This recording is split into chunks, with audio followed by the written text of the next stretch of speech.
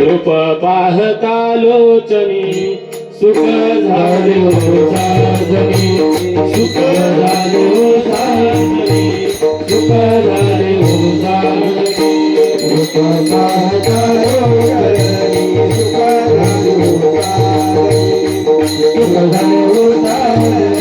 सुख झाले साजनी सुख झाले साजनी सुख झाले साजनी रूप पाहता लोचनी सुख झाले साजनी सुख झाले साजनी सुख झाले साजनी रूप पाहता लोचनी सुख झाले साजनी सुख झाले साजनी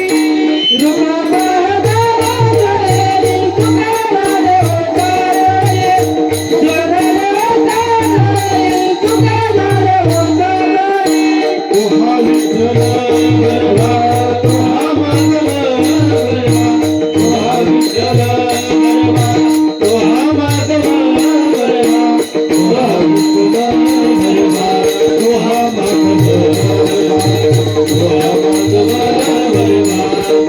माधव गरबा तुहा विठ्ठल गरबा तुहा माधव गरबा तुहा विठ्ठल गरबा तुहा माधव गरबा तुहा विठ्ठल गरबा तुहा माधव गरबा तुहा माधव गरबा तुहा माधव गरबा भक्तमुखारी होई मन विठ्ठलिया होई मन विठ्ठलिया होई मन विठ्ठलिया होई भक्तमुखारी होई मन विठ्ठलिया होई मन विठ्ठलिया होई मन विठ्ठलिया होई तुहा विठ्ठल गरबा तुहा माधव गरबा तुहा विठ्ठल गरबा तुहा माधव गरबा तुहा माधव गरबा तुहा माधव गरबा तुहा विठ्ठल गरबा तुहा माधव गरबा तुहा विठ्ठल गरबा तुहा माधव गरबा तुहा विठ्ठल गरबा तुहा माधव गरबा तुहा विठ्ठल गरबा तुहा माधव गरबा तुहा माधव गरबा तुहा माधव गरबा सर्व सुखाचे आगर वापर कुमा देवी वर वापर कुमा देवी वर वापर कुमा देवी वर सर्व सुखाचे आगर वापर कुमा देवी वर वापर कुमा देवी वर वापर कुमा देवी वर तुहा विठ्ठल गरबा तुहा माधव गरबा तुहा विठ्ठल गरबा तुहा माधव गरबा तुहा माधव गरबा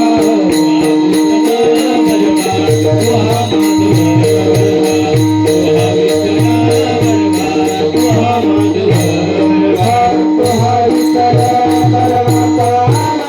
गरबा तुहा विठ्ठल गरबा तुहा माधव गरबा तुहा विठ्ठल गरबा तुहा माधव गरबा तुहा माधव गरबा तुहा माधव गरबा हे राम कृष्ण हरे राम कृष्ण हरे राम कृष्ण हरे राम कृष्ण हरे राम कृष्ण हरे राम कृष्ण हरे राम कृष्ण हरे राम हरे राम कृष्ण हरे राम कृष्ण हरे राम कृष्ण हरे राम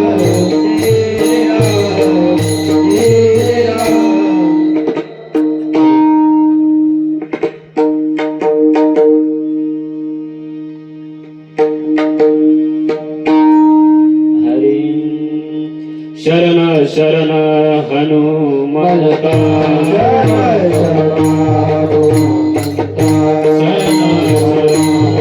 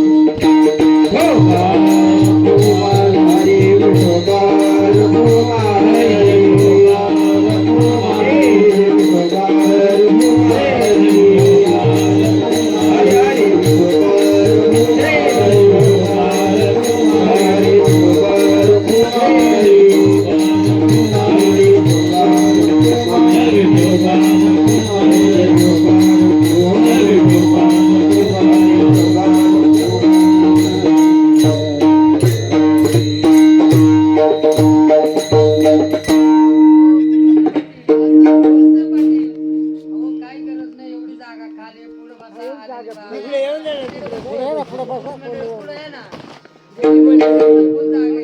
इकडे पुढे यायचं इथं बसते ना का ते अर्धा मिनिट टाकीत आहे. काय करते? काय काय हॅलो इकडे जागा आहे बघ. हॅलो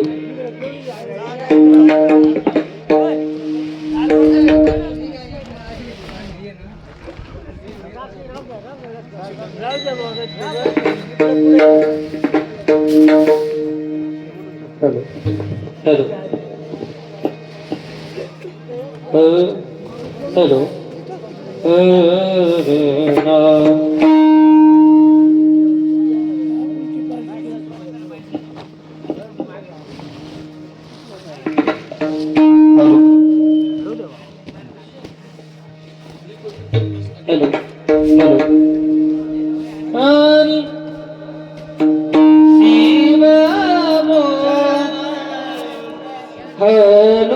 हनुमता शरण शरण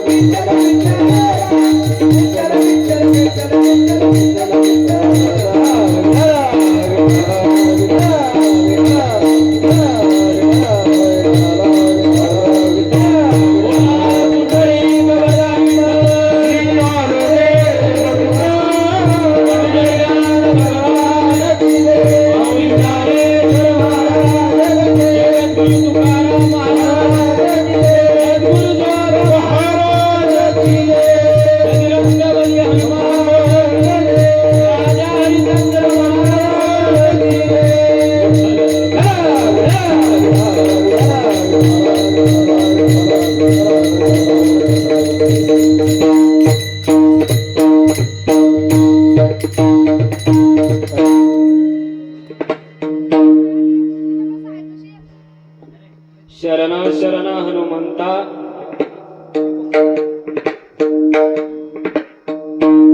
हॅलो हॅलो हॅलो शरण शरण हनुमंता तुझ आलो रामदूता काय भक्तीच्या त्या वाटा मज दाबाव्या सुबटा शूर आणि धीर स्वामी काजी तू सादर काय भक्तीच्या त्या वाटा मज दाबाव्या सुबटा तुका म्हणे रुद्रा अंजनीची या कुमारा काय भक्तीच्या त्या वाटा मज दाबाव्या सुबटा विठ्ठल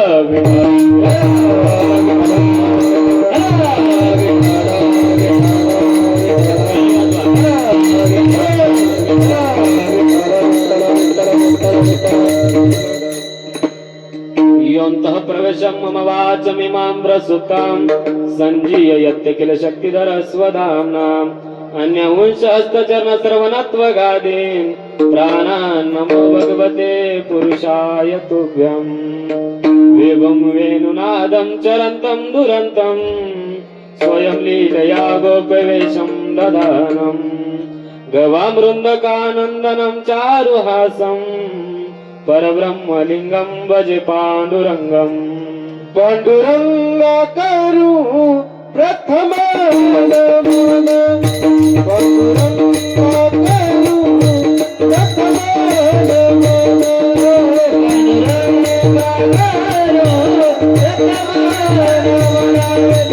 प्रथम नमन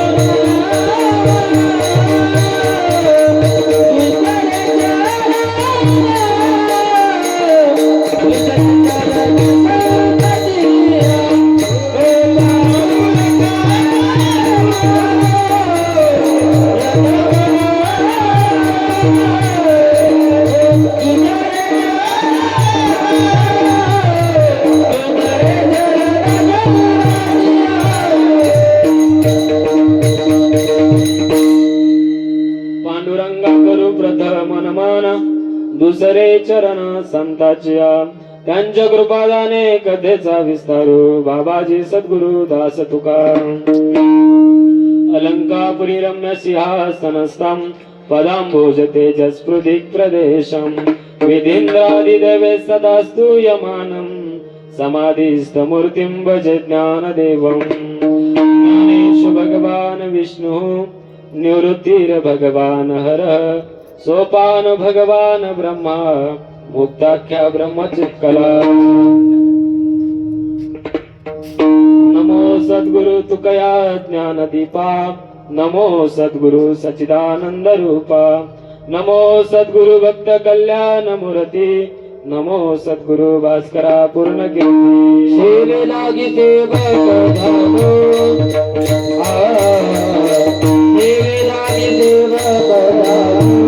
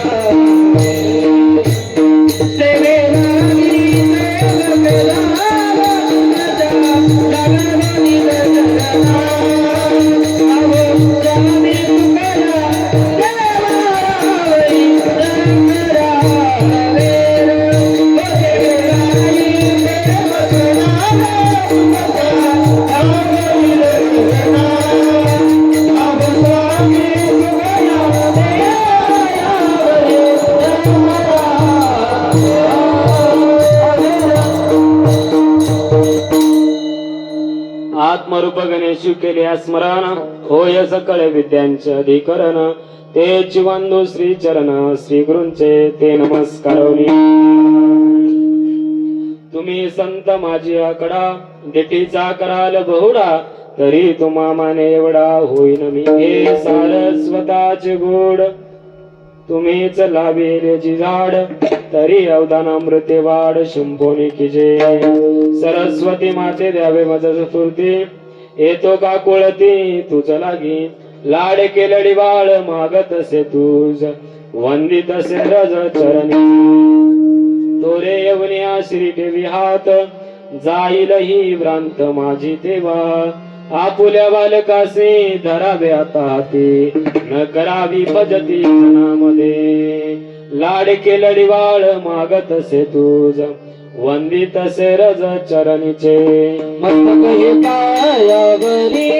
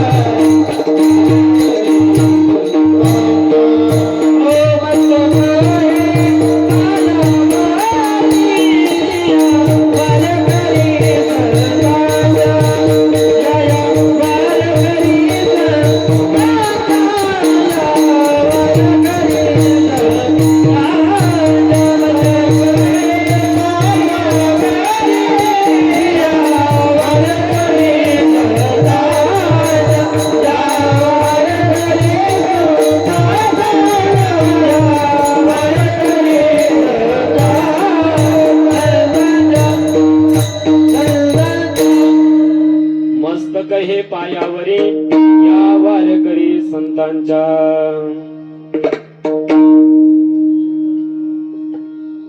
आई हनुमंत विराजे कथा कहू मती अनुसार प्रेम सहित गादी धरू पधारे पवन कुमार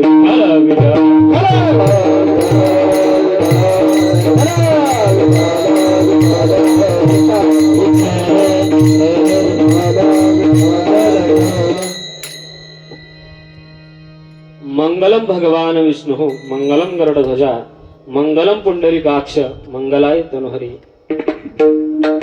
ओम षडगुण ऐश्वर्य संपन्न भाग्यवंता अहोरमाकांता श्री विठ्ठला प्रस्तुत प्राप्त प्रसंगी भगवान पंढरीधीश पांडुरंग परमात्म्याच्या चरणारविंदी सेवा समर्पित करण्यासाठी तथा भगवान श्री मारुतीरायांच्या राज दरबारामध्ये सेवा समर्पित करण्यासाठी तुम्हा सकल मायबापांना म्हणून दाखवलेला अभंग महाराष्ट्राचे सुप्रसिद्ध साधू आकाशासारखी व्यापकता सागरासारखी विस्तीर्णता हिमालयासारखी उत्तुंगता आणि हिंदवी मनावर अभिराज्य गाजवणारे विश्व संत जगद्गुरु श्री तुकाराम यांचा चार चरणाचा भगवंताची भगवान श्री हनुमंतरायांची शरणांगती प्रकट करणारा उत्कृष्ट असा अभंग आहे विठ्ठल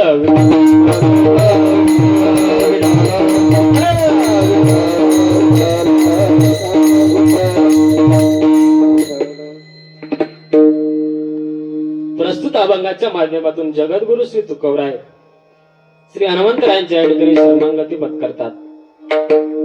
पुढे बोलण्यापूर्वी परिहार द्यायचा तो म्हणजे असा भगवंताच्या पवित्र पावन दरबारामध्ये अखिल गुरु निदान भक्त वत्सल पांडुरंग परमात्म्याच्या असीम कृपेने चालू असलेला हा नैमितिक कीर्तन महोत्सव श्री भगवान हनुमंत राय यांच्या प्रकट दिनानिमित्त चालू असणारा हनुमंत जयंतीचा हा उत्सव आणि हा उत्सवानिमित्त ही असणारी कीर्तन रूपी सेवा माझ्यासारख्या पामराकडे आपल्या गावातील समस्त असणार कडाळी परिवार कुटुंब यांच्या माध्यमातून त्याचप्रमाणे आमचे जीवलग मित्र हरिभक्त परायण गणेश महाराज लावरे त्याचप्रमाणे हर्षल महाराज बगाड त्याचप्रमाणे समस्त ग्रामस्थ वारंगुशी यांच्याकडून माझ्यासारख्या एका वारकरी विद्यार्थ्याला प्राप्त झाली. मी माझं परम भाग्य समजतो. तुका म्हणे माझं घडव त्यांची सेवा तरी माझ्या दैवा पार नाही. या कार्यक्रमासाठी ज्यांचं या ठिकाणी योगदान आहे तो समस्त कडाळी परिवार आणि या कार्यक्रमाकरता सर्व गुणीजन या ठिकाणी उपस्थित झाले. गायनाचार्य हरिभक्त परायण माझ्या समेत आलेले उत्कृष्ट कीर्तनकार गायनाचार्य हरिभक्त परायण साहिल महाराज गोंधळ असतील. त्याचप्रमाणे आपल्या अकोले तालुक्याचं वैभव कीर्तनकार गायनाचार्य हरिभक्त परायण अक्षय महाराज या ठिकाणी उपस्थित झाले. त्यांचं या ठिकाणी ऋण व्यक्त करतो. त्याचप्रमाणे आपल्याच गावातील 2 अनमोल रत्न मृदंगावर ज्यांची सुंदर अशी या ठिकाणी साथ आहे, ज्यांचा हात खूप असा गोड आहे, कीर्तनकारही आहेत, गायनाचार्य देखील आहेत आणि मृदंग वादक देखील आहेत. असा चौरंगी चेहरा तुमच्या गावामध्ये आहे हरिभक्त परायण गणेश महाराज लावरे. त्याचप्रमाणे युवा कीर्तनकार तसेच गायनाचार्य हर्षल महाराज बगाड या दोघांकरता कृपया टाळी वाजवायचे. आपल्या गावचं वैभव या ठिकाणी उपस्थित आहे. त्याचप्रमाणे या ठिकाणी विनयकरी बाबा असतील, या ठिकाणी ती दिदी असेल, आई असतील. तुम्ही सर्व या ठिकाणी माझ्यापेक्षा वयानं ज्ञानानं या ठिकाणी श्रेष्ठ मंडळी आहात. त्याचप्रमाणे हार्मोनियम वरती साथ करणे आदरणीय बाबा, काय नाव, बागडे बाबा, ते या ठिकाणी उपस्थित आहेत. त्याचप्रमाणे अनिकेत महाराज ते या ठिकाणी उपस्थित आहेत. त्यांनी अगोदरच सांगितलं होतं माझं नाव घ्या, त्याच्यामुळे. त्याचप्रमाणे सद्गुरु जोग महाराज वारकरी शिक्षण संस्थेतील विद्यार्थी, आमचे जिवलग मित्र हरिभक्त परायण अंकुश महाराज भांगरे, याच परिसराचं वैभव ते या ठिकाणी उपस्थित झाले. त्यांचं या ठिकाणी ऋण व्यक्त करतो. अधिक परिहार न देता चिंतनाला प्रारंभ करतो. विठ्ठल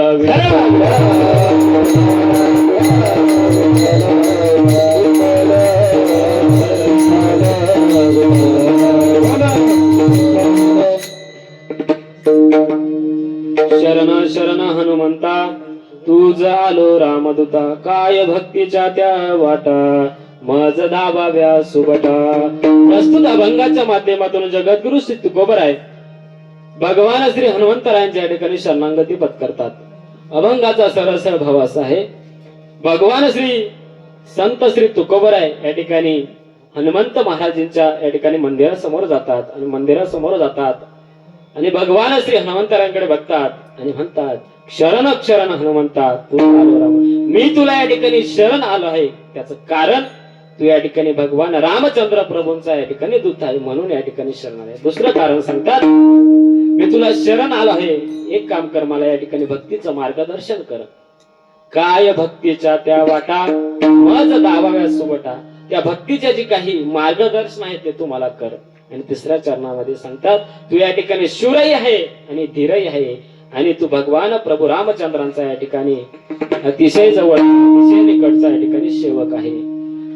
स्वामी कार्यासाठी तू तत्पर असणारा या ठिकाणी आहे म्हणून मी तुला या ठिकाणी शरण आलो. शेवटच्या चरणामध्ये म्हणतात, तू या ठिकाणी, तुम्ही या ठिकाणी भगवान श्री महादेवांचा या ठिकाणी अवतार आहात आणि अंजनी मातेचा या ठिकाणी पुत्र आहात म्हणून मी तुला या ठिकाणी शरण आलो. विठ्ठल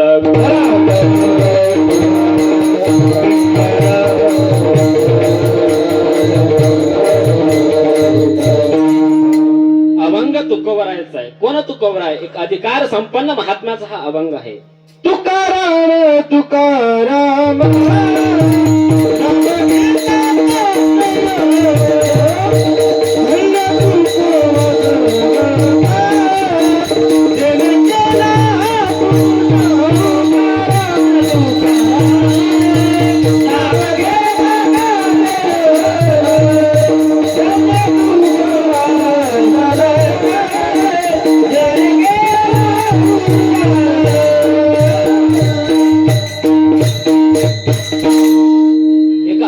संपन्न महात्म्याचा हा अभंग आहे. तुकाराम तुकाराम नाम घेता कापेयम.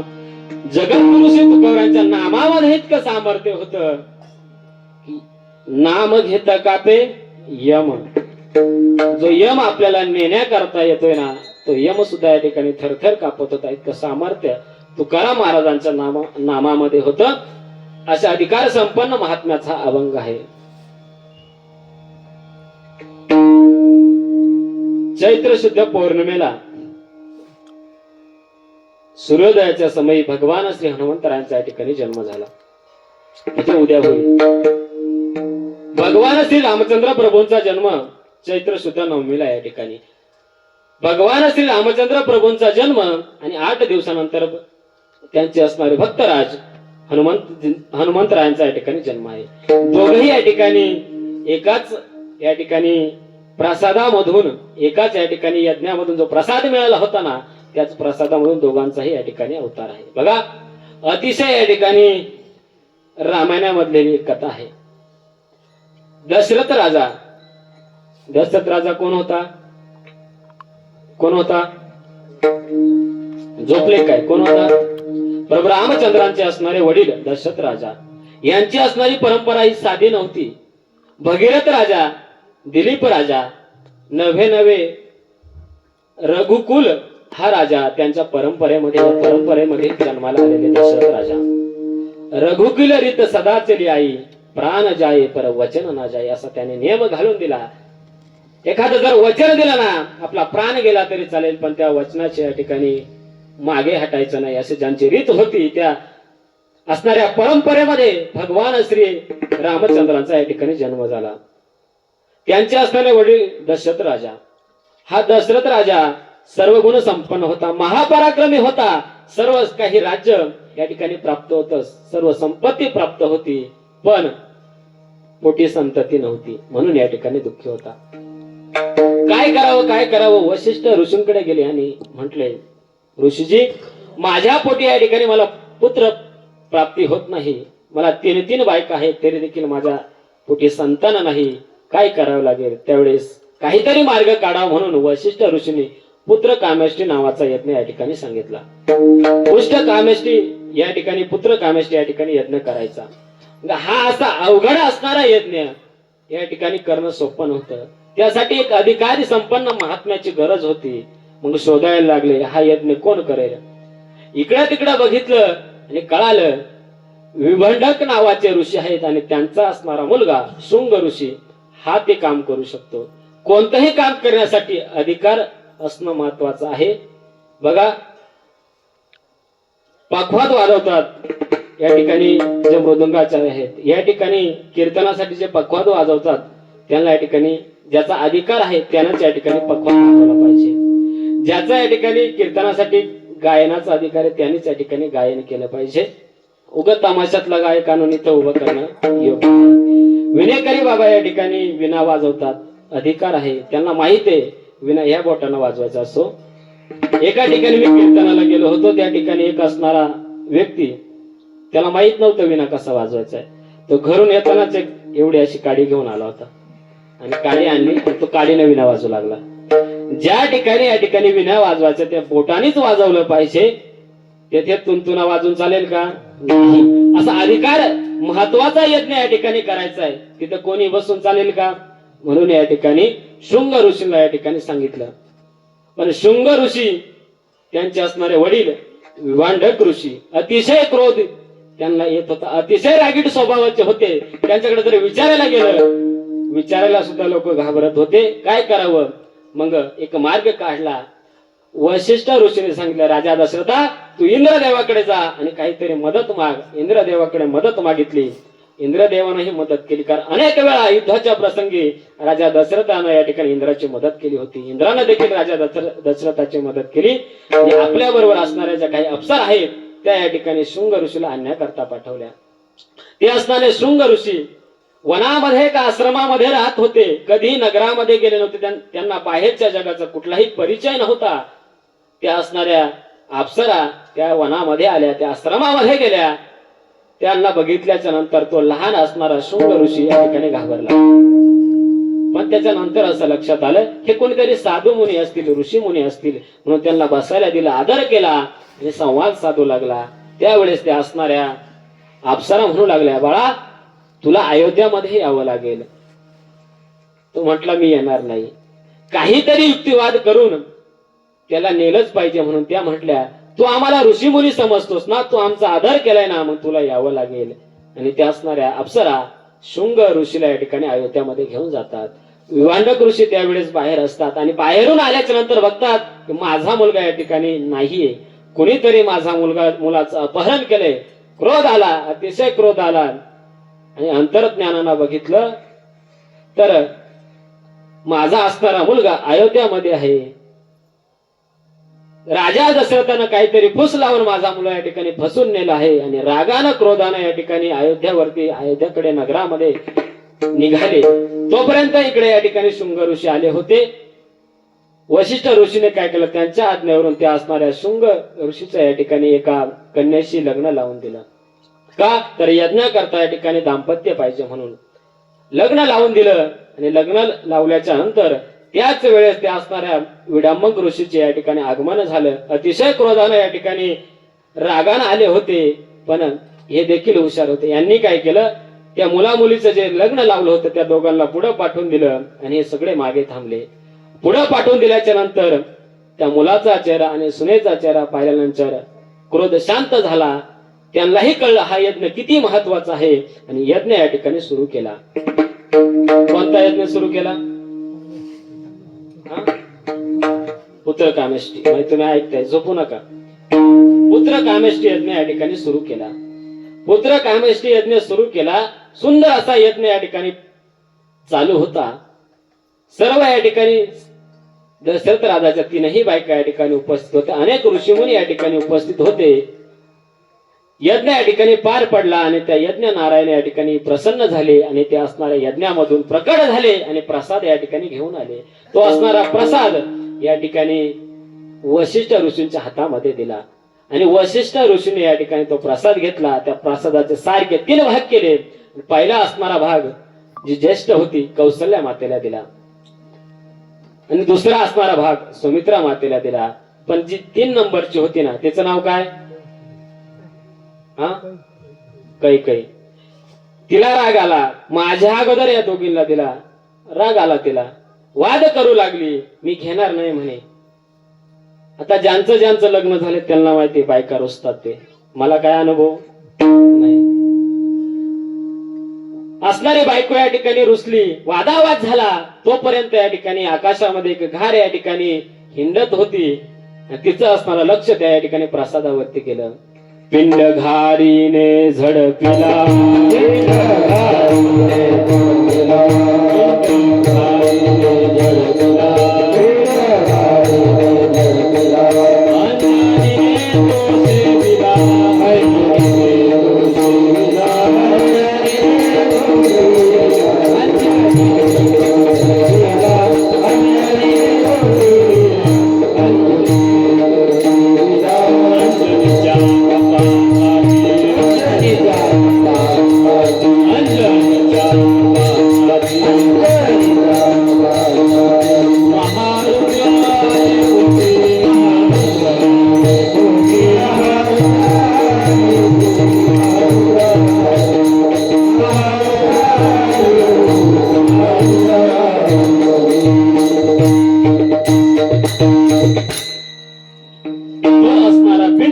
अंजनीच्या घारीने झडतो. आता तुम्ही आम्ही या ठिकाणी खेडे गावामध्ये राहतो. आपल्याला माहितीये घार कशी झडप मारते ते. बरोबर मारते का नाही? मारते. तिने या ठिकाणी झडप मारली आणि तो असणारा प्रसाद या ठिकाणी घेतला आणि आकाशामध्ये या ठिकाणी उडू लागली. आणि बाकीचा असणारा जो काही प्रसाद शिल्लक होता, अर्धा भाग या ठिकाणी सुमित्रा मातेकडे होता, अर्धा भाग कौशल्या मातेकडे होता. पण ही रागावली होती. मग तिचा प्रसाद या ठिकाणी घारीने नेला. मग काय केलं, अर्धा कौशल्या मातेचा प्रसाद तिला दिला आणि अर्धा सुमित्रा मातेचा प्रसाद तिला दिला. आणि दोघही या ठिकाणी तिघही या ठिकाणी गरोदर राहिल्या. आता या दोघांचा अर्धा अर्धा दिला आणि तिला किती भेटला? मग 1 भेटला. कौशल्या मातेला अर्धा, सुमित्रा मातेला अर्धा आणि कैकेयीला किती? 1. कौशल्या मातेला प्रभू रामचंद्र या ठिकाणी जन्माला आले. सुमित्रा मातेच्या पोटी या ठिकाणी लक्ष्मण भैया जन्माला आले आणि कैकेयी मातेच्या पोटी भरत आणि शत्रुघ्न या ठिकाणी जन्माला आले. आणि तोच असणारा जो प्रसाद होता, त्याच यज्ञातला जो प्रसाद होता तो या ठिकाणी घारीने नेला होता. घारीने आकाश मार्गाने नेत होती. त्याच वेळेस या ठिकाणी वाऱ्यानं या ठिकाणी तो असणारा प्रसाद खाली पाडला आणि त्या असणाऱ्या ऋषीमुख पर्वतावर अंजनी माता या ठिकाणी तप करत होती आणि तिच्या असणाऱ्या पदरामध्ये जाऊन तो पडला. तो प्रसाद पडल्याच्या नंतर या ठिकाणी ती तप करत होती. ती भगवान महादेवाच्या या ठिकाणी अतिशय कठोरपणे तपश्चर्या करत होती. तिला भगवान महादेव या ठिकाणी प्रसन्न झाले. माते तुला काय पाहिजे? त्यावेळेस त्या असणाऱ्या अंजनी मातेने सांगितलं, देवा तुम्ही मला प्रसन्न झालात ना, माझी एकच इच्छा आहे. म्हणे काय? मला तुमच्यासारखा पुत्र हवाय. देव म्हटले माझ्यासारखा? माझ्यासारखा या ठिकाणी पुत्र म्हणजे कसा? म्हणजे तुमच्यासारखा म्हणजे तो सगळ्यांच्या उपयोगी येईल, तो या जगाचा उद्धार करेल असा मला पुत्र हवाय. त्यावेळेस भगवंतानं सांगितलं, समुद्राला दुसरी उपमा देता येईल का? येईल का समुद्राला दुसरी उपमा देता? नाही येणार. आकाशाला दुसरी उपमा देता येणार नाही. राम रावणाच्या युद्धाला दुसरी उपमा देता येणार नाही. तसं भगवंताला दुसरी उपमा देता येणार नाही. महादेव हसायला लागले, म्हटले माझ्यासारखा पुत्र पाहिजे? माझ्यासारखा नाही, मलाच तुझ्या पोटी अवतार घ्यावा लागेल. आणि म्हणून अंजनीच्या तपासाठी महारुद्र आले पोटी. तो असणारा प्रसाद अंजनी मातेने या ठिकाणी सेवन केला. आणि चैत्र शुद्ध पौर्णिमेच्या दिवशी या ठिकाणी हनुमान भगवंताचा सूर्योदयाच्या समय या ठिकाणी जन्म झाला. बोले श्री बजरंगबली हनुमान की. हनुमंतरायांचा जन्म झाला. हनुमान महाराज म्हणजे या ठिकाणी साधं सुद्धा या ठिकाणी देवता नव्हे. मग कोण होते हनुमंतराय? या ठिकाणी भगवान श्री रामचंद्र प्रभूचा अतिशय निकटचा जवळचा असणारा भक्त म्हणजे हनुमंतराय. कोण होते हनुमंतराय? साक्षात अंजनीचा पुत्र म्हणजे हनुमंतराय. कोण होते हनुमंतराय? साक्षात भगवान शंकराचा अवतार म्हणजे हनुमंतराय. विठ्ठल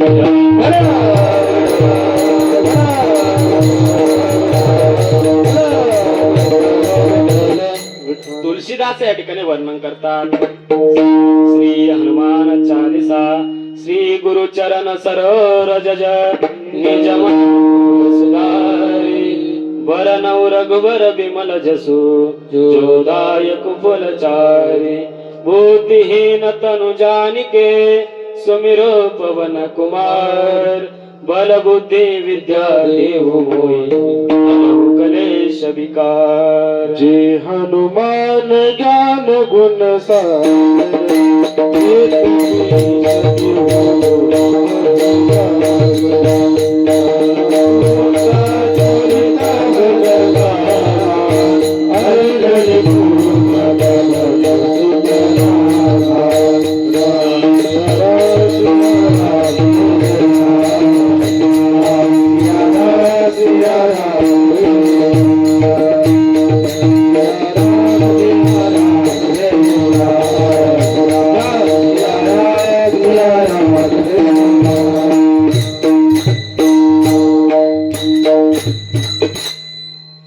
अशा अधिकार संपन्न महात्म्याच्या या ठिकाणी मंदिराजवळ तुकोबाराय जातात, दारामध्ये जातात आणि बजरंगबलीच्या मुखाकडे पाहतात, साष्टांग लोटांगण करतात, लोटांगण घालतात आणि म्हणतात, ए हनुमंतराया मी तुला या ठिकाणी शरण आले. अभंगाचं प्रथम शरण शरण हनुमंता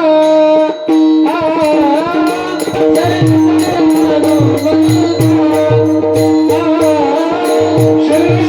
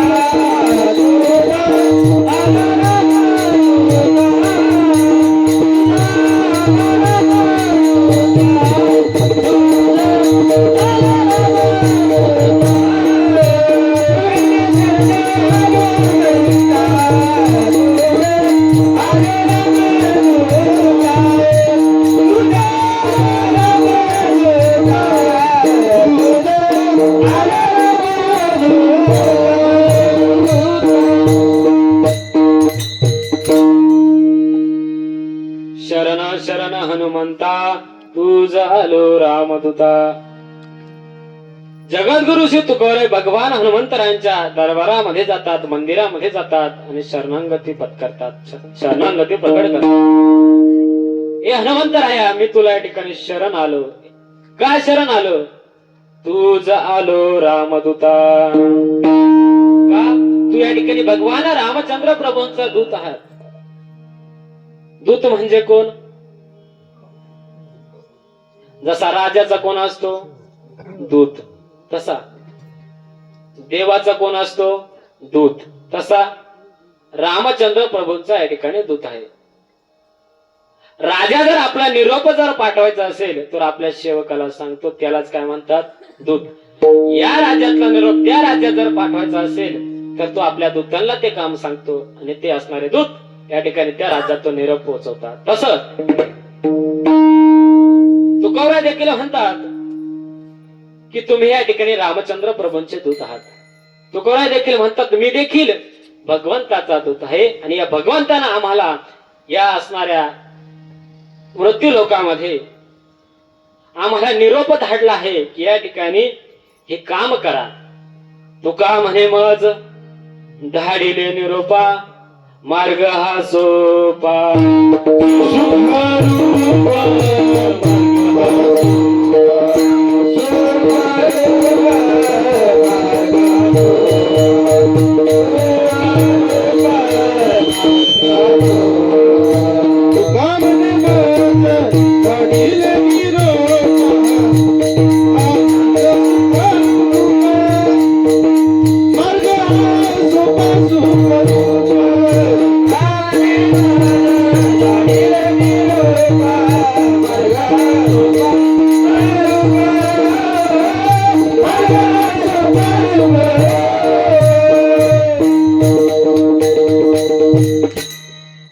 तुकोबराय देखील म्हणतात मी देखील या ठिकाणी देवाचा दूत आहे आणि या ठिकाणी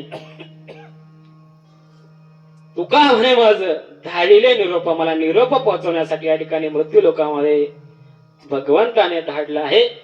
किंवा उजळाय आलो वाटा केला खरा खोटा निवाडा. या ठिकाणी तुकोबराय म्हणतात मी देखील या ठिकाणी भगवंताचा दूत आहे. तसं प्रभू रामचंद्रांचा दूत या ठिकाणी हनुमंतराय आहेत. म्हणून मी तुम्हाला या ठिकाणी शरण आलो.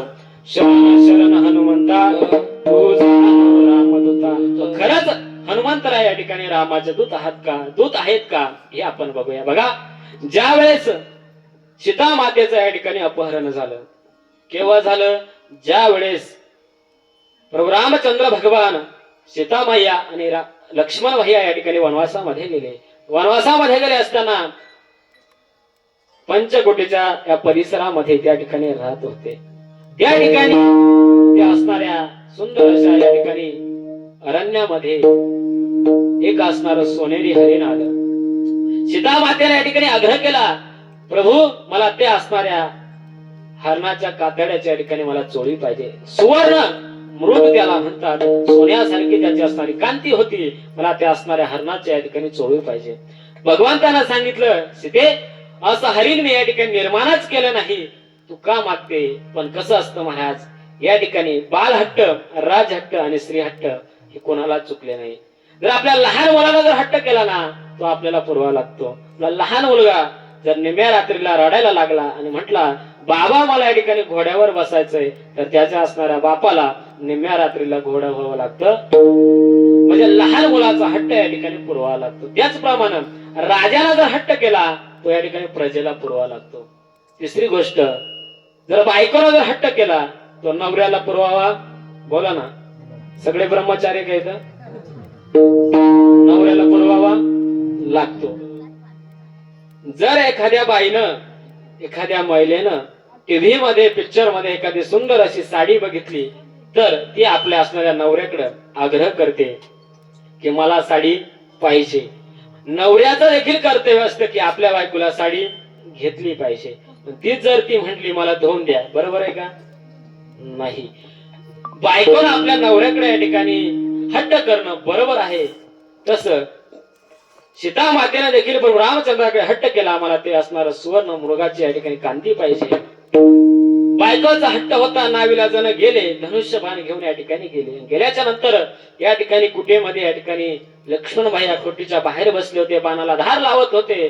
सीतामाया त्या ठिकाणी कुटीमध्ये होत्या.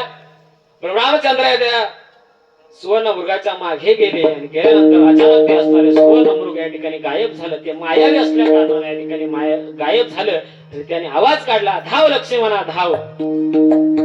लक्ष्मणानेही तो आवाज ऐकला आणि सीता मातेनेही तो आवाज ऐकला. पण लक्ष्मण भाया म्हटले, हा माझ्या दादाचा आवाज नाही. पण सीता माता म्हटले, अरे तुमचे असणारे दादा तुम्हाला आवाज देतात, ते काहीतरी संकटात आहेत. लक्ष्मण भाया म्हणतात, जो या जगाचा मालक आहे त्याच्यावर काही संकट येणार नाही, तो माझ्या दादाचा आवाज नाही. पण सीता माता या ठिकाणी कठोर शब्दात बोलतात, तुम्ही माझ्या अभिलाषण या ठिकाणी थांबला आहात. ते असणारे कडू शब्द या ठिकाणी लक्ष्मण भाईला लागतात आणि एक बाणानं अशी रेषा मारतात. तिला काय म्हणतात? कबड्डीची रेषा. कोणती? लक्ष्मण रेषा म्हणतात. ती लक्ष्मण रेषा या ठिकाणी मारली आणि लक्ष्मण भाई या ठिकाणी प्रभू रामचंद्राकडे गेले. थोड्या वेळानंतर कपटे असणारा रावण या ठिकाणी विमान मार्गाने एका साधूचा वेश धारण करून आला आणि आल्याच्या नंतर भिक्षा दे माते या ठिकाणी म्हटला आणि सीतामाया काहीतरी भिक्षा वाढण्याकरता या ठिकाणी बाहेर आल्या. त्या रेषेच्या आतमध्ये त्याला येता येत नव्हतं आणि मग बाहेर बोलवलं तरी लक्ष्मण भाईंना सांगितलं होतं, या रेषेच्या बाहेर जाऊ नका. मर्यादा ओलांडली आणि बाहेर गेल्या. कपटे रावणानं पकडलं आणि आपल्या विमानामध्ये बसवलं आणि लंकेमध्ये घेऊन गेलं. सीता मातेचं हरण झालं. हरण झाल्याच्या नंतर प्रभू रामचंद्र या ठिकाणी शोधू लागले, कुठे गेले माझी सीता. या ठिकाणी झाडांना वेलींना या ठिकाणी विचारताय आणि जात असताना पुढे या ठिकाणी सुग्रीव या ठिकाणी सुग्रीव ज्या ठिकाणी राहत होता तिथपर्यंत पोहोचले आणि पोहोचल्याच्या नंतर सुग्रीवाची गाठ झाली. सुग्रीवाला या ठिकाणी संकट आलं. त्याचा असणारा जो भाऊ होता, काय नाव त्याचं? वाली. त्या वालीने या ठिकाणी त्याचा असणारा हिसकावून घेतलं. त्याची बायको देखील या ठिकाणी आपल्या तुरुंगामध्ये आपल्या असणाऱ्या राज्यामध्ये या ठिकाणी ठेवली. सर्व राज्य या ठिकाणी घेतलं आणि बाहेर काढून दिलं. ते लपून एका ठिकाणी बसले होते. त्या ठिकाणी प्रभू रामचंद्र जातात, त्यांची भेट होते आणि भेट झाल्याच्या नंतर प्रभू रामचंद्र ते असणाऱ्या वालीला मारतात, सुग्रीवाची मदत करतात. प्रभू रामचंद्र ज्यावेळेस सुग्रीवाची मदत करताना त्यावेळेस सुग्रीव विचारतो, प्रभू तुम्ही कुठे निघालात? अरे म्हणे तुझ्या सीता मातेच्या ठिकाणी अपहरण झाले, तिच्या शोधार्थ निघलोय. ती सर्व असणारी मंडळी प्रभू रामचंद्र या ठिकाणी मदत, तुम्ही न विचारता आमची मदत केली ना, तुम्ही न विचारता आम्हाला या ठिकाणी मदत केली, पण आम्ही देखील जोपर्यंत या ठिकाणी सीता माता सापडत नाही तोपर्यंत या ठिकाणी आम्ही तुमची मदत करणार. त्यामध्ये हनुमंतराय होते आणि हे सर्व निघाले समुद्राच्या दक्षिण टोकाकडे गेले. तिथं कोणतं देवस्थान आहे? रामेश्वर. त्या ठिकाणी पोहोचले आणि पोहोचल्याच्या नंतर हा असणारा अथांग समुद्र आहे. या समुद्राच्या पलीकडे लंका आहे. लंकेमध्ये कोण जाणार? चर्चा सुरू झाली. अनेक असे वीर योद्धे होते. काहींची उडी निम्म्यापर्यंत जात होती, काहींची उडी पलीकडेही जात होती, पण तिकडून इकडे येत नव्हती. मग सर्वांनी असणारे बोट माझ्या हनुमंतरायांकडे दाखवलं, म्हणे हे पलीकडेही जाऊ शकतात आणि तिकडून इकडेही येऊ शकतात. हनुमंतरायांवरती ही जबाबदारी सोपवली. हनुमंतरायांनी कुठलाही क्षणाचा विचार न करता प्रभू रामचंद्राचं नाव मुखामध्ये घेतलं आणि उड्डाण केलं. ते लंकेमध्ये गेले. लंकेमध्ये गेल्याच्या नंतर त्या ठिकाणी अशोक वाटिकामध्ये या ठिकाणी सीता मातेला ठेवलं होतं. तिथे गेले, बघितलं, कल्पना दिली की मी या ठिकाणी रामचंद्र प्रभूंचा दूत आहे. कळलं सीता मातेला. आपल्या बरोबर रामचंद्र प्रभूंची अंगठी आणली होती, ती दाखवली. कळलं हे निश्चित रामचंद्र प्रभूंचे दूत आहात. जसं हनुमंतरायांना या ठिकाणी भूक लागलेली नव्हती तरी देखील त्यांनी ते असणाऱ्या अशोक वाटिका उद्ध्वस्त करण्याचा प्रयत्न केला. काही फळ या ठिकाणी खायला लागले, झाड उपटून टाकायला लागले.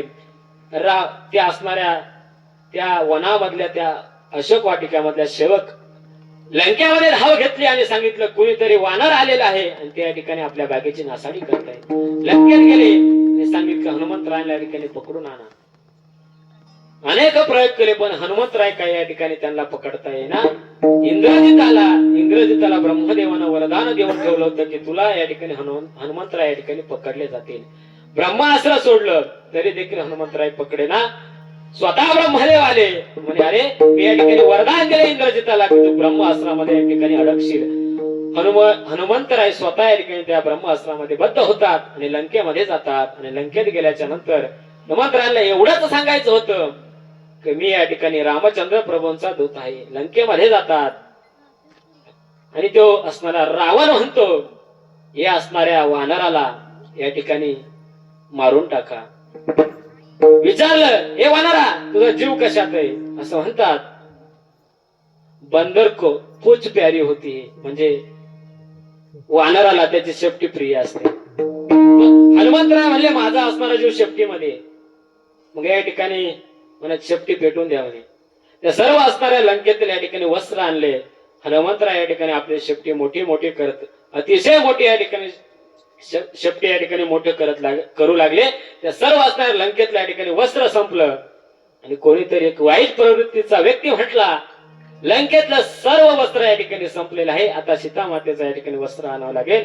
हनुमंतरायला या ठिकाणी अतिशय राग आला. थांबले आणि म्हटले शेपटी वाढवणं थांबवलं. मग तेल ओतलं आणि या ठिकाणी आग लावली. आग लावल्याच्या नंतर हनुमंतराय काय साधे होते गाव लगेच उडी मारली आणि त्या असणाऱ्या लंकेला या ठिकाणी आग लावायला सुरुवात केली. लंकेलाच आग लावली का संपूर्ण लंका या ठिकाणी आग लावल्याच्या नंतर या ठिकाणी रावणाच्या महालात गेले आणि रावणाच्या महालात गेल्या रावणाच्या दाढीला देखील आग लावली. हनुमंत महाबळी दाढी दाढी रावणाची रावणाची दाढी दाढी रावणाची दाढी दाढी हनुमंत महाबळी रावणाची दाढी दाढी रावणाची दाढी दाढी रावणाची दाढी दाढी हनुमंत महाबळी दाढी रावणाची दाढी हनुमंत महाबळी दाढी रावणाची दाढी दाढी दाढी रावणाची रावणाची दाढी दाढी हनुमंत महाबळी रावणाची दाढी दाढी हनुमंत महाबळी दाढी दाढी दाढी दाढी रावणाची दाढी रावणाची दाढी दाढी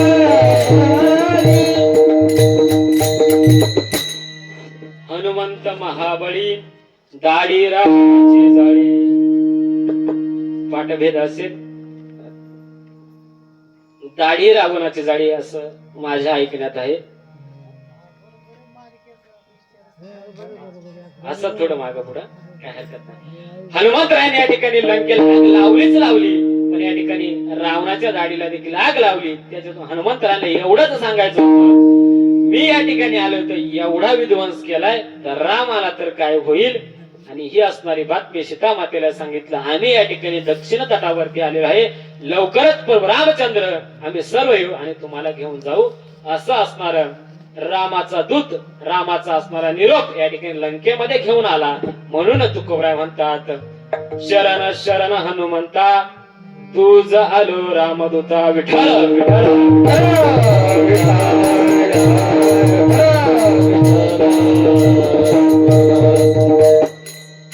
तुकोबराय म्हणतात तुम्ही खऱ्या अर्थानं रामदूत आहात. तुम्ही या ठिकाणी भगवंताच्या अतिशय निकट आहात. तुम्ही सामर्थ्यवान आहात. एक काम करा काय करा आम्हाला भक्तीचं मार्गदर्शन करा. अभंगाचं द्वितीय काय भक्ती जाच्या बाटा काय भक्ती जाच्या बाटा काय भक्ती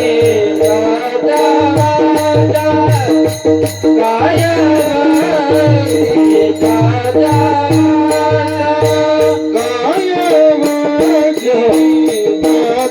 बाटा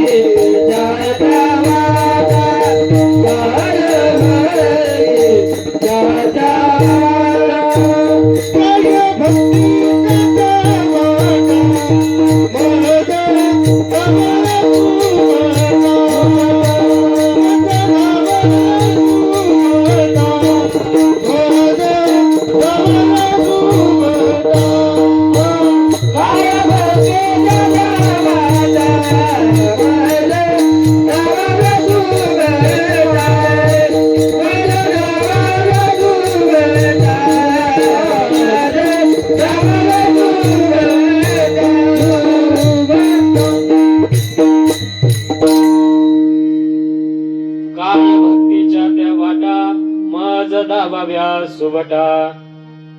तुकोबराय म्हणतात तुम्ही या ठिकाणी रामाचे दूत आहात, सामर्थ्यवान आहात, शक्तिवान आहात, भगवंताच्या जवळ राहणारे आहात. आम्हाला या ठिकाणी भक्तीचं मार्गदर्शन करा. तुकोबरायांना भक्ती म्हणजे काय माहित नव्हतं का? तुकोबराय म्हणतात भक्ती आम्ही केली सांडोनी उद्वेग. तुकोबराय या ठिकाणी म्हणतात भक्ती आम्ही केली सांडोनी. तुकोबराय या ठिकाणी भक्ती करतात किंवा तुकोबरायांना भक्ती काय आहे हे माहित आहे, पण तरीही हनुमंतरायांना का विचारतात? कारण हनुमंतराय जी भक्ती करतात ना ती या ठिकाणी कोणत्या प्रकारची आहे? तर नवविध भक्तापैकी दास्यत्वाची जी भक्ती आहे ना ती हनुमंतराय करतात. दास्यत्व निकट हनुमंत पै केले मनोनी देखिले रामचरण.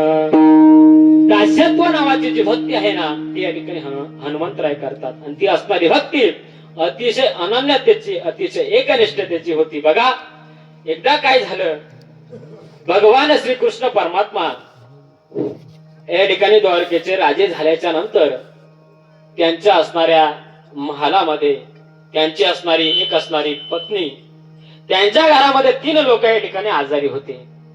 पहिलं म्हणजे एक गरुड, दुसरी गोष्ट या ठिकाणी दुसरं सत्यभामा आणि बळीराम दादा आजारी होते. म्हणजे असे तसे आजारी नव्हते, त्यांना झाला होता अहंकार झाला होता.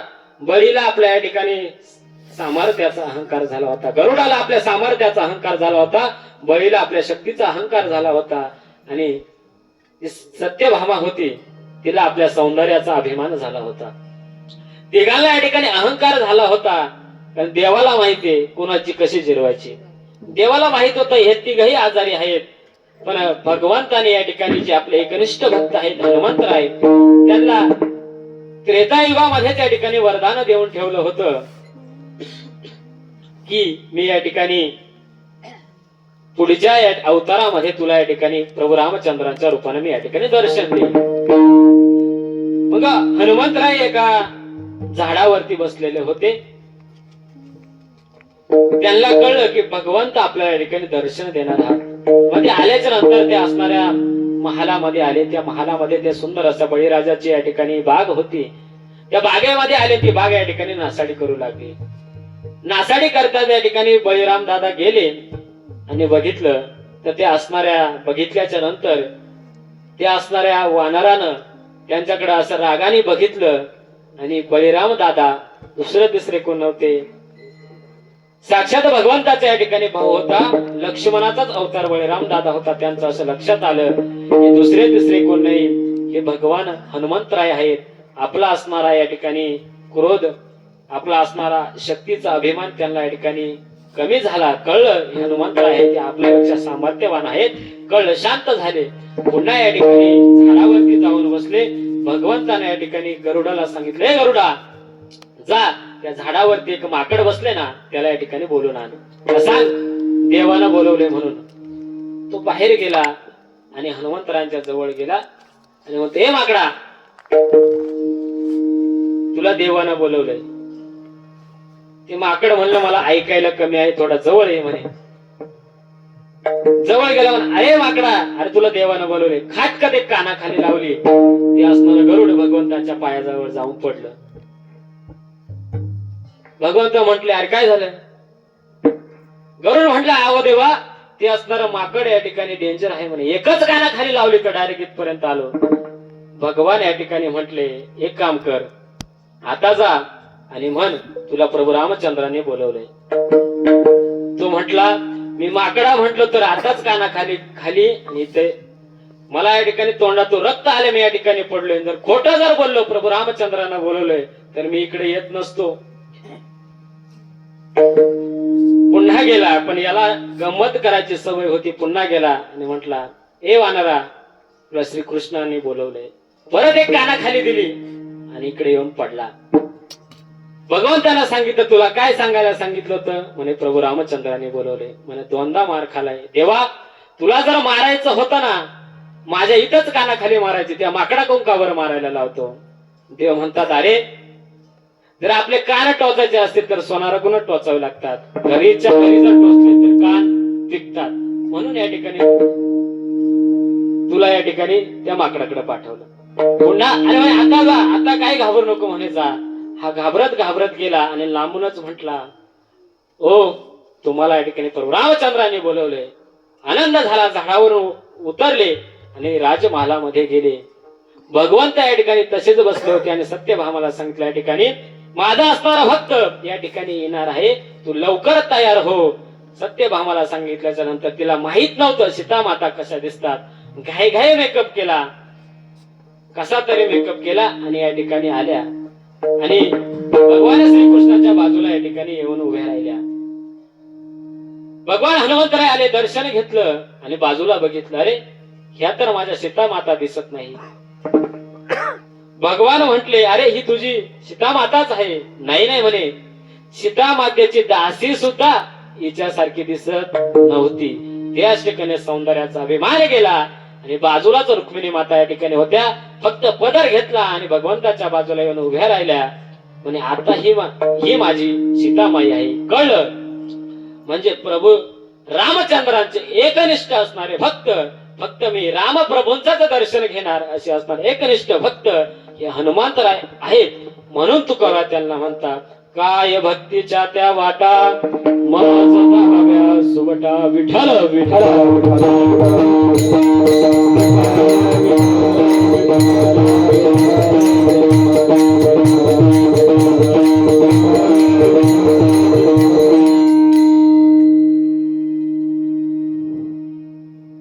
तुकोबरा म्हणतात, हनुमंतराया आम्हाला भक्तीचं मार्गदर्शन करा. का तुम्ही या ठिकाणी सामर्थ्यवान आहात, तुम्ही प्रभू रामचंद्राचे दूत आहात आणि तुम्हाला एकनिष्ठ अनन्यतेची भक्ती माहित आहे, म्हणून आम्ही या ठिकाणी तुम्ही आम्हाला भक्तीचं मार्गदर्शन करा.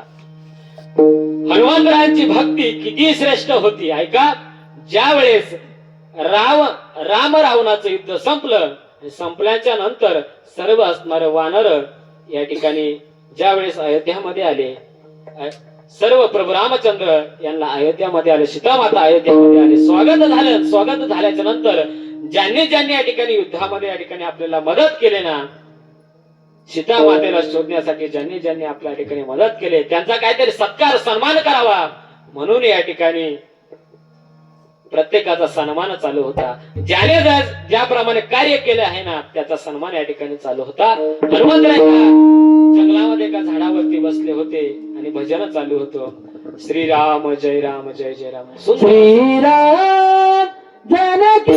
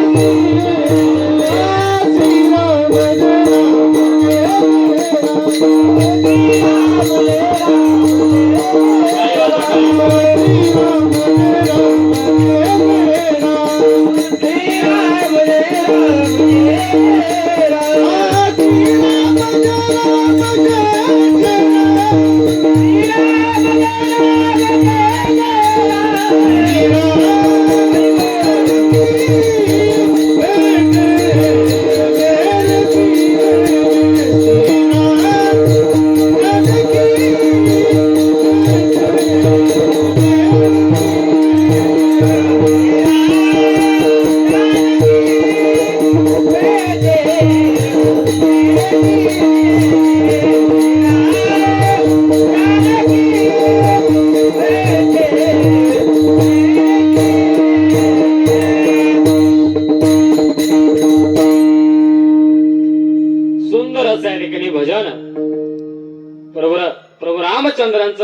हनुमंतराय या ठिकाणी करत होते. सर्व असणारे जे युद्धामध्ये जे वानर होते त्यांचा या ठिकाणी सन्मान चालू होता. जसे तसा त्या ठिकाणी त्यांना सन्मान दिला जात होता. काही ना काही या ठिकाणी भेटवस्तू या ठिकाणी त्यांना दिली जात होती. भेट दिल्याच्या नंतर या ठिकाणी अनेक असे वानर आले.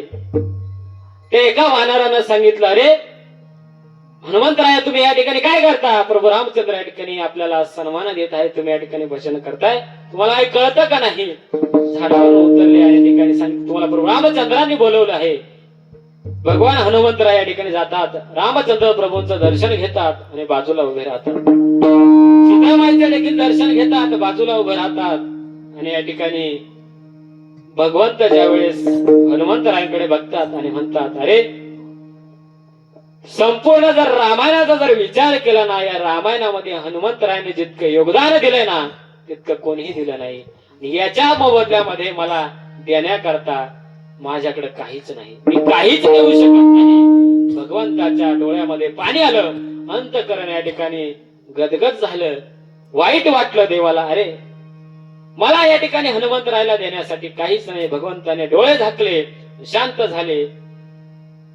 त्यावेळेस सीतामाता या ठिकाणी बोलू लागल्या, हनुमंतराया यांचं जाऊ दे म्हणे, जे खरंच काम करताना त्याच्यासाठी हे काहीच बोला, हे शांत बसतील, त्यांचं जाऊ दे. इकडे मी तुला या ठिकाणी नवरत्नांचा हार देते. जो असणारा नवरत्नांचा हार आहे ना, तो माझ्या बापाने या ठिकाणी मला लग्नामध्ये घातलेला आहे. त्या नवरत्नांच्या हारामधला एक एक असणारा मोती पृथ्वीच्या मोलाच्या इतका आहे. पृथ्वीचं मोल कमी पडेल इतका असणारा महाग असणारा तो मोती आहे. तो असणारा मोत्याचा हार या ठिकाणी हनुमंतरायांच्या गळ्यामध्ये घालते. जा, प्रभू रामचंद्रांना खरंच काम करतोय त्याचे या ठिकाणी काही घेणं देणं नाही, पण मी तुला या ठिकाणी हा नवरत्नांचा हार देते. हनुमंतरायांच्या ठिकाणी गळ्यामध्ये घालते. हनुमंतराय दर्शन घेतात, पुन्हा झाडावर जातात. आणि या ठिकाणी झाडावर गेल्याच्या नंतर वानर म्हणजे काय, या झाडावरून उडणं त्या झाडावरून उडणं, भूक लागल्याच्या नंतर या ठिकाणी फळ खाणं, पाला खाणं, आणि हे उड्या मारत असताना तो असणारा हार मध्ये मध्ये यायचा. त्यांना असं वाटलं, काय म्हणे हाराचा प्रकार सारखा मध्ये मध्ये येतोय. घेतला, त्यातला एक मणी काढला, दाताने फोडला आणि असं उग बघू लागले, बघायला लागले. आता काय बघत होते कोणाला माहित, पण बघत होते. आजूबाजूची जी काही वानर होती त्यातलं एक वानर खाली उतरलं, धावत धावत या ठिकाणी सीतामातेकडे गेलं आणि सांगू लागलं, सीतामाते हे बघ, तू आता जो नवरत्नांचा हार हनुमंतरायांना दिला होता ना, तो हनुमंतराय या ठिकाणी तो नवरत्नाचा असणारा जो हार आहे ना, त्या मणी काढतो आणि आपल्या दातानं फोडतो. कशाला दिला त्याला? त्याला काही कळत नाही, काय नाही, काय नाही. मला दिला असता तर कशाला दिला म्हणे त्याला? ठीक आहे म्हणे. सीतामातेला अतिशय राग आला, अरे माझ्या बापाने या ठिकाणी मला लग्नामध्ये हा नवरत्नांचा हार दिला होता आणि तोच हार, माझ्या गळ्यातला हार मी हनुमंतरायांना दिलाय. कारण महिला मंडळींना दागिने किती प्रिय असतात हे वेगळं सांगायची गरज नाही. त्यांच्या गळ्यातला हार दिला म्हणून त्यांना वाईट वाटलं, रागाने गेल्या आणि हनुमंतरायांना या ठिकाणी बोलू लागल्या, हनुमंतराय काय करतो म्हणे? काय नाही सीतामाता, मगाशी तुम्ही दिलेला जो नवरत्नांचा हार आहे ना, हा जो हार आहे ना, तो हार तो त्याच्यातला मी मणी काढला आणि माझ्या दाताने फोडला आणि बघतोय याच्यामध्ये राम आहे का. सीतामातेला या ठिकाणी वाईट वाटलं, अरे माझ्या बापानं लग्नात दिला होता अनमोल किमतीचा असणारा हार, दातानं फोडून त्याच्यात राम आहे का बघतो. अरे राग आला आणि रागाच्या भरात म्हटल्या, रागाच्या भरामध्ये म्हटल्या, हनुमंतराया त्या मण्यामध्ये राम नाही, तुझ्यात तर राम आहे का? तुझ्यात आहे का म्हणे राम? हनुमंतराय म्हटले, खरंय म्हणे, या मण्यात राम नाही म्हणून हा हार माझ्या काही कामाचा नाही, पण माझ्यातही राम पाहिजे. तर तुमच्या आमच्या मध्ये जर राम नसला तर लोक काय म्हणतील? आपल्या देहातला एकदा का राम निघून गेला तर लोक काय म्हणतात?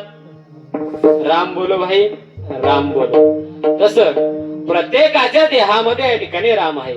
माऊली हरिपाठामध्ये सांगतात, सूर्य प्रकाशक सर्व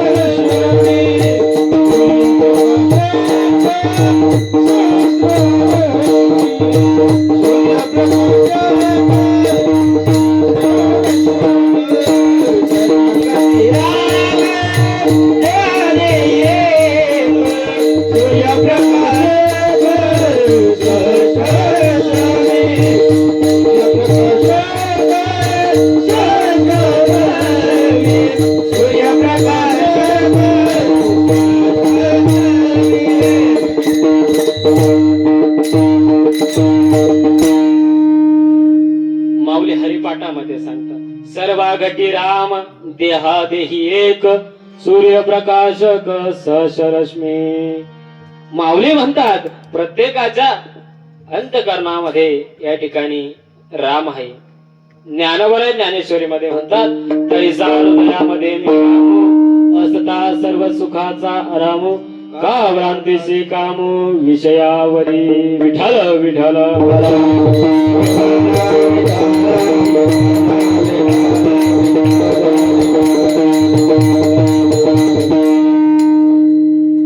प्रत्येकाच्या हृदयामध्ये राम आहे. सीतामाता रागाने क्रोधाने म्हणते अरे या मन्यामध्ये राम नाही तुझ्यात राम आहे का. बरोबर आहे दाखव तुझ्यात राम आहे का.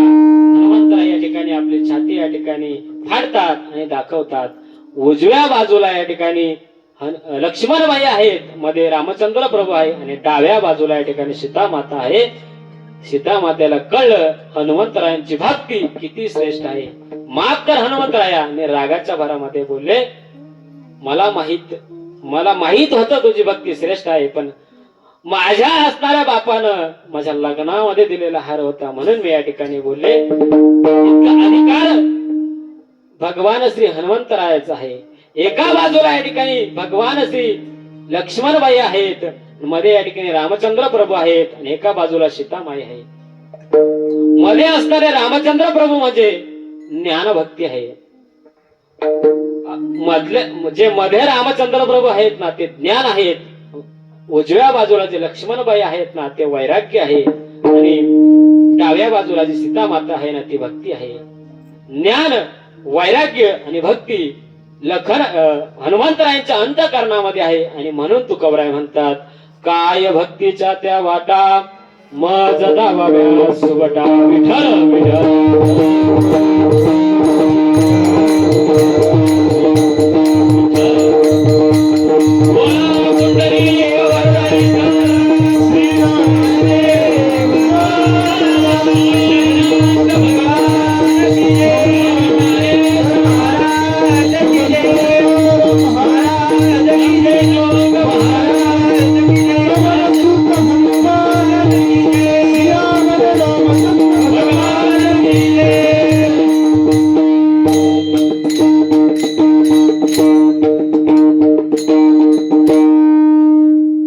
हनुमंतरायांची भक्ती अतिशय श्रेष्ठ आहे. म्हणून जगद्गुरु तुकोबराय या ठिकाणी भक्तीचं मार्गदर्शन हनुमंतरायांकडे या ठिकाणी विनंती करतात आणि आणखी काय म्हणतात हनुमंतराया तुम्ही या ठिकाणी शूर आहात आणि धीर आहात. अभंगाचं तृतीय चरण. महासुर आणि वीर